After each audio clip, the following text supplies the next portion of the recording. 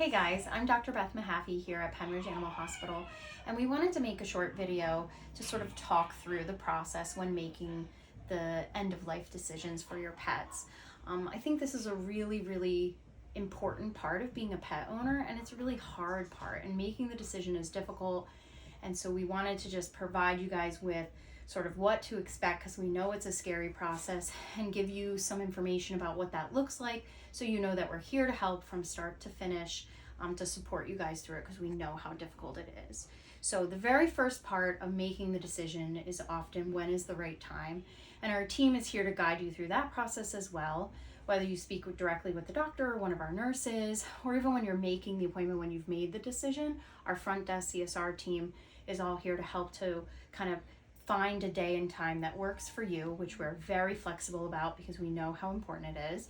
And we also provide this as an at-home service as well. So depending upon your guys' comfort, where you want to be when you say goodbye. Where I'm sitting right now is what we call our comfort room, which is a private space that's separate from our main hospital, that has its own entrance. So that way, when you're having to go through this process, you don't have to worry about waiting in the waiting room or seeing different people. So our CSR team would guide you, that you would drive around the side and come in through side door calls when you get here. So that way we can keep the process really private for you and your family, and we have this dedicated space. Before the appointment even, we'll often talk through, again, we can go through what to expect, what the process looks like, scheduling based upon your time, and then also once you're here, what that looks like, and making those aftercare decisions we'll sometimes do ahead of time as well. So what we offer is cremation services, where you can do a private cremation where you would get their ashes back in an urn, versus what's called a group cremation or a simple cremation, where they would still be cremated and then their ashes are spread in a park that's owned by the crematory facility, but you would not get their ashes back, versus those people who choose to take them home and bury them. And a lot of times we'll make that decision ahead of time, so that way you don't have to worry about that the day of, when we're letting them go. Once you arrive, this is where you would come. And in this room, we do have some comfort items for you, like water and things like that. And we also have a memory book that you can sign.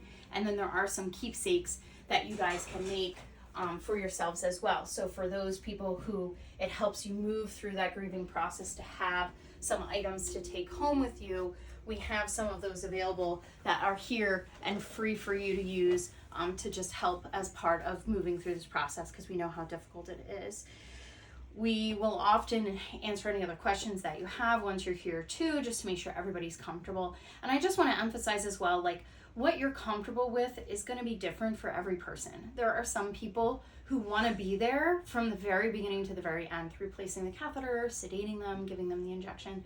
And there are some people who don't want to be there and want to say their goodbyes and then go, or they don't want to see the catheter placed, but they want to be there when they're falling asleep.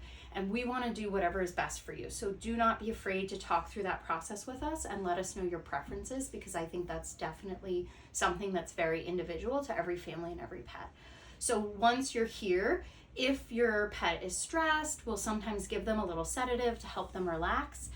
And then we place what's called an IV catheter, which is where we shave a small spot on their leg and put a catheter in, so we have access to their vein. Again, this can be done with you, or we can take them out and bring them back if you're less comfortable watching that happen. It is not a painful process. It's just like drawing blood, but it's so that way we can give them a sedative and then the final injection as well, very safely for them, so that it is quick and smooth.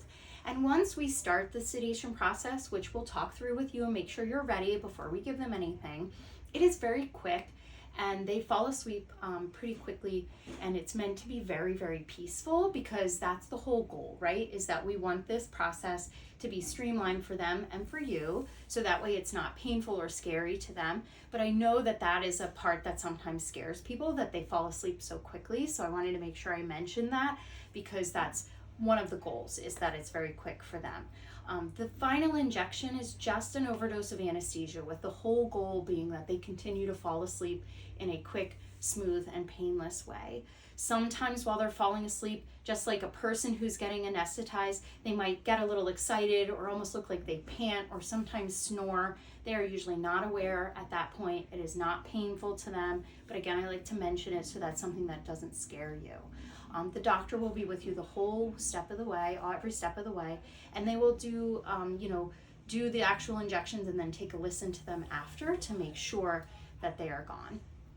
Once they're gone, there are some people who just want to say their goodbyes and then leave, and then we'll take care of them for you from there.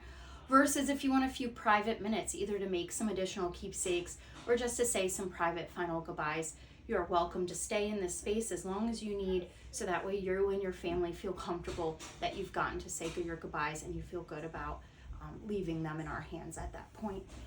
Once they go and get cremated, then those ashes come back to us and we would call you. Usually that takes about a week to 10 days, and we would call you once they're back. We also have the option to make some additional keepsakes for you guys. We can make ink paw prints, nose prints, take fur jars, and then also have some impression prints as options, either through us or through the crematory facility. Plus they have lots of keepsakes available there too, as well as like jewelry, like the necklace that I'm wearing, they have similar things, or they can make other items of either jewelry or keepsakes. So again, please just ask.